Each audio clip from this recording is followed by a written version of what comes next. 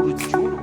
ये कहानी है पाकिस्तान क्रिकेट टीम के उस दौर की जब उनकी टीम में शोएब अख्तर नाम का एक तेज गेंदबाज हुआ करता था, जिसे लोग दुनिया का सबसे फास्ट बॉलर मानते थे। लेकिन सच तो ये था कि शोएब अख्तर का पाला तब किसी अच्छे बल्लेबाज से पड़ा ही नहीं था। इसीलिए शोएब अख्तर अपनी तेज गेंदबाजी के घमंड में इतना चूर रहता था कि एक बार तो क्रिकेट के भगवान सचिन तेंदुलकर को ही ललकार दिया था कि दम है तो मेरे ओवर में एक चौका मार कर दिखाओ। और इतना कहकर उसने सभी खिलाड़ियों को बाउंड्री लाइन पर लगा दिया।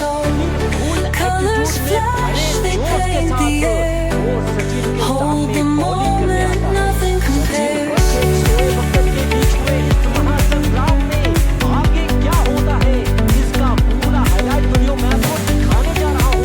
लेकिन उससे पहले अगर आप चाहते हैं कि सचिन शोएब अख्तर को पीट कर उसका घमंड तोड़ दे तो इस वीडियो पे एक लाइक जरूर दीजिएगा। और क्रिकेट की एक से बढ़कर एक रोमांचक मैचों की कहानियों के लिए इस चैनल को सब्सक्राइब कर बेल आइकन को भी दबा करके रखिएगा। भारत और पाकिस्तान के बीच खेले गए इस मैच में पाकिस्तान की टीम पहले बल्लेबाजी करने मैदान में उतरती है और निर्धारित 50 ओवर में पाकिस्तान की टीम ने 281 रनों का टारगेट भारत के सामने रख दिया था, जिसके जवाबी कार्रवाई में भारतीय टीम के कप्तान सौरभ गांगुली और सचिन तेंदुलकर बल्लेबाजी करने मैदान पर उतरते हैं। वहीं पाकिस्तान की तरफ से पहला ओवर डालने आता है शोएब अख्तर और ना जाने अख्तर के दिमाग में आज चल क्या रहा था। वो आते ही सीधा सचिन के पास जाता है और कहता है ओए सचिन दम है तो चल आजा और मेरे ओवर में एक भी चौका मार करके दिखा। शायद ऐसा करके शोएब अख्तर सचिन को गुस्सा दिलाना चाहता था ताकि सचिन गुस्सा होकर अपना आपा खोए और चौका मारने के चक्कर में अपना विकेट शोएब अख्तर को दे दे। लेकिन शायद तब शोएब अख्तर ये भूल गया था कि जिस खेल को उसने अभी खेलना शुरू किया है उस खेल में सचिन बहुत पहले से ही डिग्री लेकर के रखे थे। खैर अपनी रफ्तार के नशे में चूर शोएब अख्तर लंबी लंबी छलांग लगाता सचिन को पहला बॉल डालता है, जिसे सचिन ने कलाइयों के सहारे बड़ी ही खूबसूरती के साथ खेल दिया। नहीं मिलेगा किसी को कोई मौका, पहली गेंद पर ही सचिन ने लगा दिया शोएब अख्तर को घमंड तोड़ चौका। यहाँ से आगे पारी का दूसरा ओवर डालने आता है शाहिद अफरीदी और इस बार स्ट्राइक पे थे सौरभ गांगुली। अफरीदी की ये गेंद जिसे गांगुली ने ऑफसाइड की दिशा में खेला है, खूबसूरत टाइमिंग और शानदार प्लेसमेंट, गई गेंद बाउंड्री पार, मिलेंगे 4 रन। लेकिन इसके बाद पारी के तीसरे ओवर में ही शोएब अख्तर ने सौरभ गांगुली को दूसरे स्लिप में कैच आउट करवा भारतीय टीम को एक बहुत बड़ा झटका दे दिया था।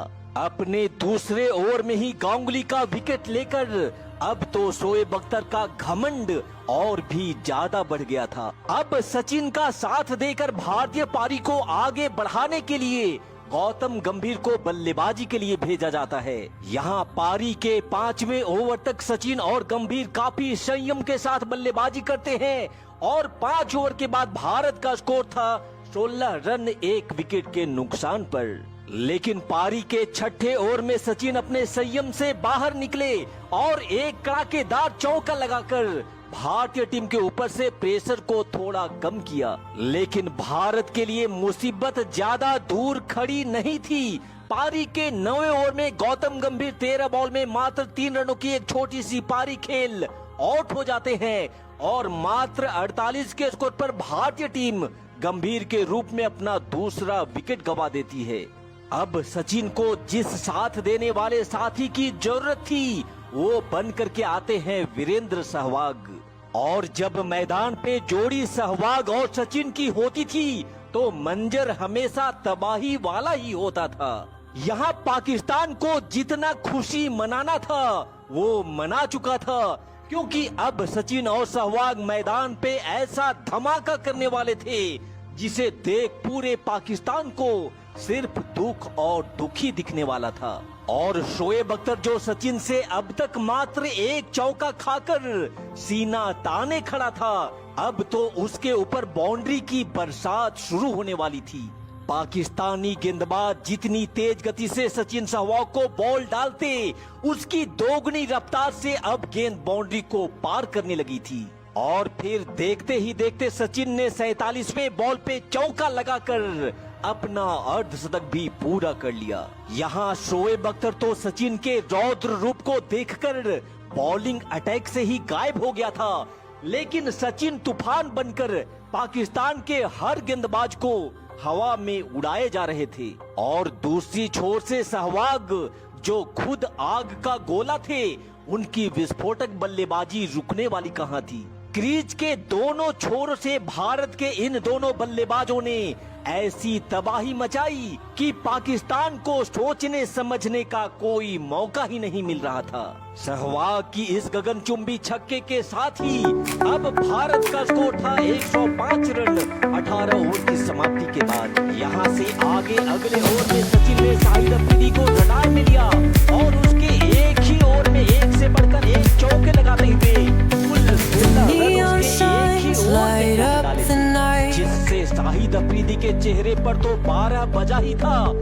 Electric hearts in a city so bright, जैसे उन सबको किसी सांप ने सूंघ लिया हो। we're chasing dreams through pixel streams, dancing shadows under glowing beams. Sachin से मार खाने के बाद जब The शाहिद अफरीदी rhythm अगली take बार control, बॉलिंग अटैक पर आया, feel तो the इस बार beat, मुल्तान के ignite Sultan your Prince soul. Sehwag ने भी Colors flash, they paint the air. नहीं छोड़ी।